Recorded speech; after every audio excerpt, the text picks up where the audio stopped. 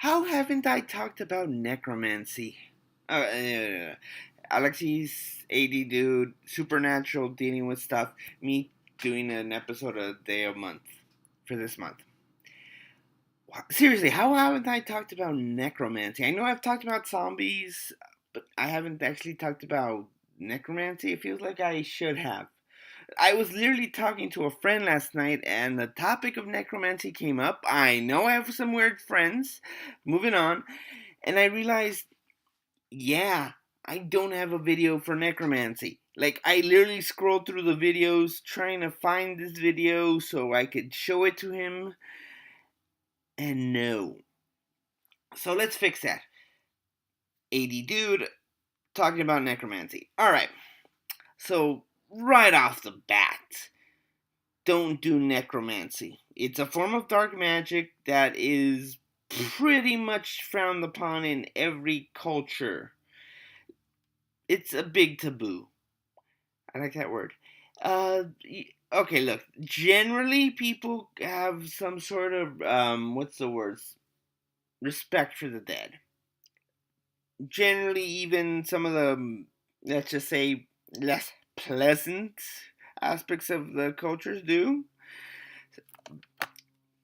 You know, we protect the dead, we bury them, we honor them with shrines, and it's all sorts of stuff. So generally, messing around with the dead is frowned upon.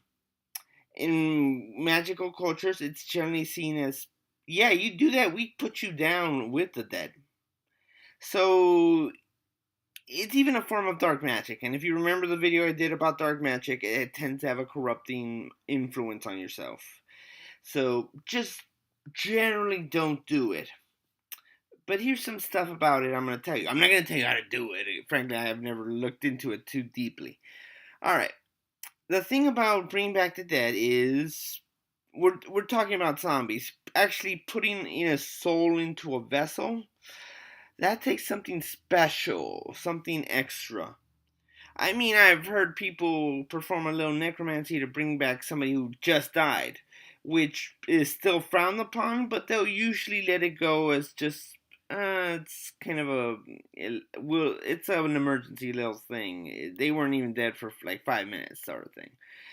You can get around that rule pretty quickly if you know what you're doing. But otherwise, bringing back a soul would not only not be advised, would be extremely difficult. And here's why: whatever afterlife, whatever is beyond, you're pulling that person's soul back into, let's just hope, a functioning body at this point.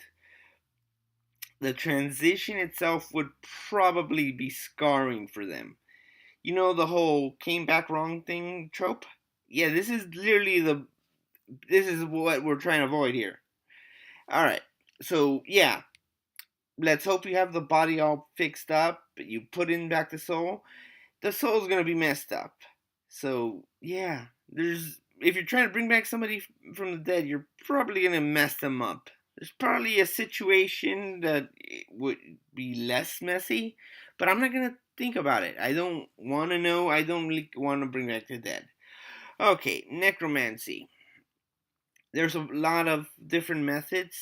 One of them is you need something to sync you with the dead.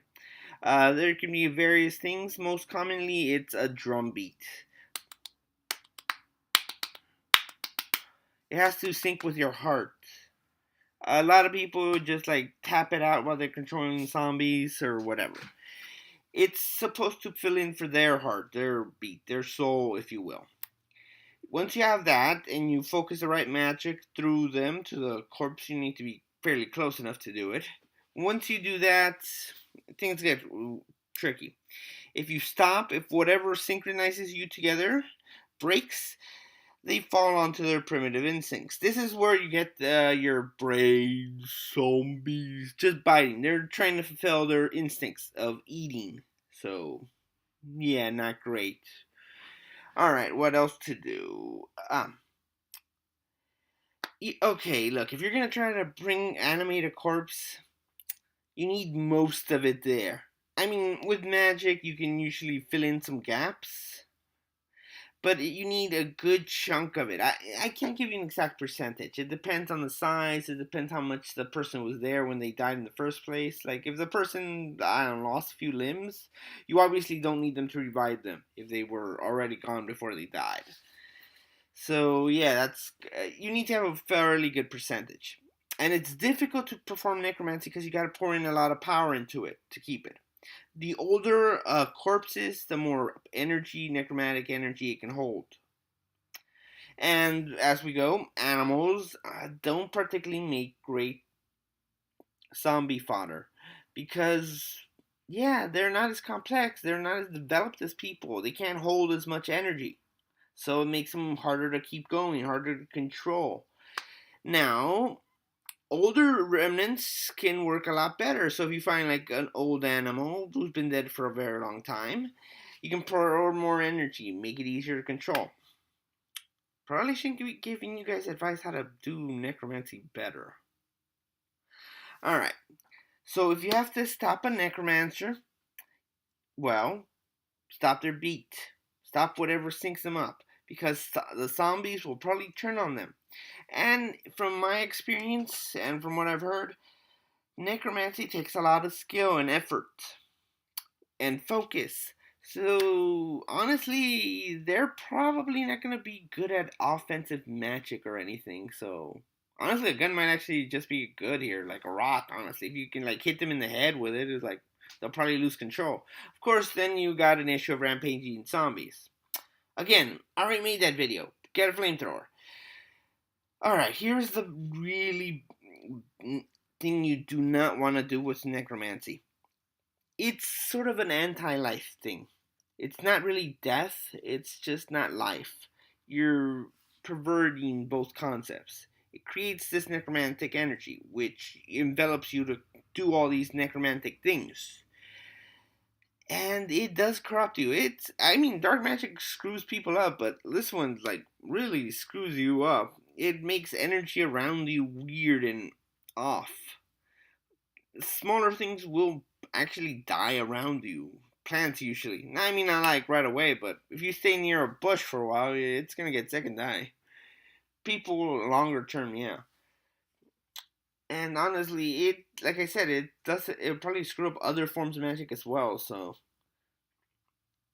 something that's probably gonna get you hunted down and killed, and let's face it, probably won't work out in your favor or in the way you want. Yeah, just avoid it. Heck, some people say this type of magic's even worse with salt. Like if you throw salt at at a person, it will screw them up. Like yeah, that's where the voodoo thing comes in, where you put salt in corpses. That actually does work to keep them from reanimating. So you can pretty much get beaten by salt potentially. I'm not gonna like throw a salt shaker at a necromancer to see if that works, but you get the idea. Basically, don't necromancy. A lot of my tips are just don't do stuff. I've noticed that. Anyway, until next time, I'm out, and yeah, try not to die.